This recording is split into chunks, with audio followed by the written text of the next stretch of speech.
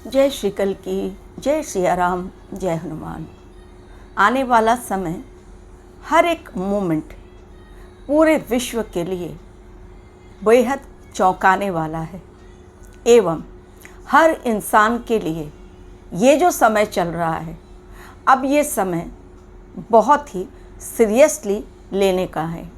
यदि अब भी इंसान अपनी आँखें बंद करके बैठा हुआ है तो यकीन मानिए बहुत कुछ खोने के लिए भी उसे अब तैयार होना पड़ेगा, क्योंकि दुश्मन सामने जो खड़ा है बेहद शातिर है, बेहद चालाक है और अपने शातिराना अंदाज से वो सामने वाले को मात देने के लिए पूरी तरह से तैयार है।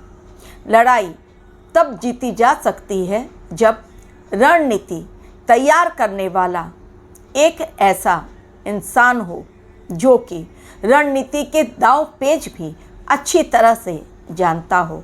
वरना कलयुग में जब चल रही है धर्म और अधर्म के बीच की लड़ाई, एक ऐसा समय अब जो चल रहा है बेहद इम्पॉर्टेंट, जिसमें यूनिवर्स के द्वारा, भगवान कल्कि के द्वारा अब सेपरेशन का टाइम स्टार्ट हो चुका है। यानी जो सरवाइव कर सकते हैं, जिनके अंदर रियल में वो पावर है, वो अलग हो जाएंगे और जो लोग सिर्फ मौज मस्ती करने के लिए अपने जीवन को खिलौना बनाकर जीवन जीना चाहते हैं, उनके रास्ते अब हो जाएंगे अलग। क्योंकि कलयुग की ये लड़ाई नहीं है आसान। इस लड़ाई में जूझना पड़ता है, जुझारू बनना पड़ता है। आने वाले समय में अब भी इंसान नहीं जागा तो एक ऐसा हिंदुस्तान आने वाले समय में लोग देखेंगे कभी, जिसकी उन्होंने कल्पना भी नहीं की थी। भारतवर्ष के दो बड़े दुश्मन, एक चाइना और एक पाकिस्तान, अपने खतरनाक मंसूबों को अंजाम तक पहुंचाने के लिए बहुत बड़ा षड्यंत्र रच रहे हैं। एलओसी पर चाइना बना रहा है बंकर। कभी भी किसी वक्त वो अपने खतरनाक मंसूबों को अंजाम दे सकता है और इसलिए बहुत ही सतर्क रहते हुए भारतवर्ष ने भी जो भी समाचार उसे एलओसी से मिलता है उस पर वो बहुत तेज़ी से कार्रवाई करता है, यानी अपने आप को भी मजबूत कर रहा है। और उधर 4 जून के पश्चात लोगों में अब ये डर बैठ गया है कि यदि मोदी सरकार आ गई तो पीओके को भारतवर्ष में मिलाने से कोई भी उसे नहीं रोक सकता और इसलिए तोपें तैनात कर दी चाइना ने पीओके में। अब चाइना और पाकिस्तान एक दूसरे के साथ मिला रहे हैं हाथ, ताकि भारतवर्ष को पटखनी दे सकें। लेकिन भारतवर्ष विश्वगुरु बनने की राह पर अब आगे बढ़ चला है और इस आगे बढ़ने की दौड़ में अब उसे पीछे ढकेलना बिल्कुल भी आसान नहीं होगा। लेकिन यदि सूझबूझ से काम नहीं किया गया तो सामने खड़ा दुश्मन किसी भी प्रकार से सामने वाले को मात दे सकता है। एक बहुत ही प्रमुख वैज्ञानिक ने, ब्रिटेन के ब्रिटिश वैज्ञानिक ने एक ऐसी खबर दी जिसमें चारों ओर पूरी दुनिया में सनसनी फैल गई।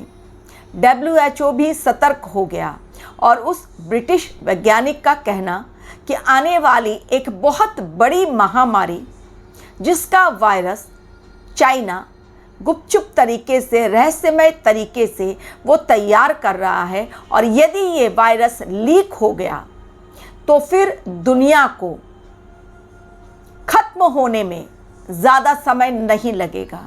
केवल 7 दिनों का वक्त और पूरी दुनिया होगी खत्म। और इस वायरस को ऐसा कहा जा रहा है कि चाइना बायोलॉजिकल वेपन के तौर पर इसे किसी भी देश के खिलाफ जिसे वो ख़त्म करना चाहता है उसके अगेंस्ट इसे ये यूज़ कर सकता है। तो एक तरफ LOC पर बहुत ही संदेहजनक उसकी जो भी करतूतें चल रही हैं, दूसरी ओर POK में उसकी नज़र अब इस 4 जून पर है कि 4 जून 2024 को कहीं नरेंद्र मोदी अगर रिपीट हो गए, जिनका आना तय है, ऑलरेडी मैंने अपने वीडियो में बतलाया, तो फिर क्या होगा। क्योंकि चाइना में अलग डर है, पाकिस्तान लोग अलग डरे हुए, पाकिस्तानी जितने हैं, पाकिस्तान की गवर्नमेंट अलग डरी हुई है, लेकिन पूरे विश्व में इस बात को लेकर हड़कंप मच गया है कि फिर से एक बार कोरोना से भी भयानक यदि महामारी फैल गई तो किस प्रकार हम उसका मुकाबला कर सकते हैं। अब जो मैंने बातें की कि भगवान कल्कि का अब जो ये टाइम चल रहा है फाइनल सेपरेशन का, यानी धर्म और अधर्म के बीच अब एक सेपरेशन होने जा रहा है।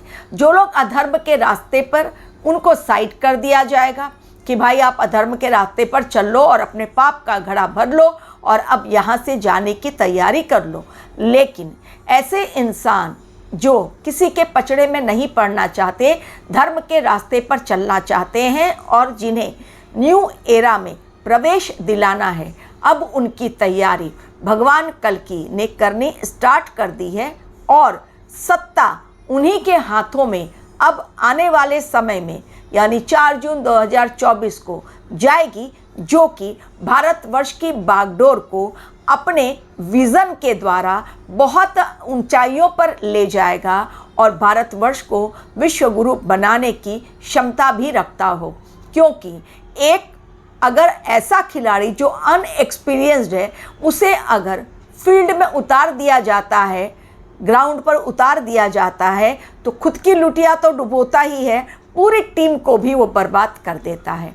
इसलिए बहुत सोच समझकर भगवान कल्कि चुन रहे हैं उस इंसान को जो भारतवर्ष को विश्व गुरु बनाने की न सिर्फ क्षमता रखता हो, बल्कि अपने विज़न से वो भारतवर्ष को फिर से एक बार सोने की चिड़िया फिर से एक बार कहलाने के लिए तैयारी कर रहा है।